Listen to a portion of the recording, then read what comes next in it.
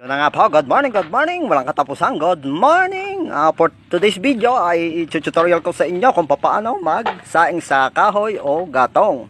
Ayan, unang required, dapat nakaparagaan, and then may pangabit. Yan na nga po, ipe-prepare po natin ang gatong. Sadyang solid ang ating gatong. Medyo ngingibit po tayo para medyo masaya. Sadyang amamay igaraw. Ay... sadya palang may nagamit pa ngayon ng gatang. Ay ako po yung nagsasaing ng pakain sa aso ay kailangan po yung gatang para tipaid.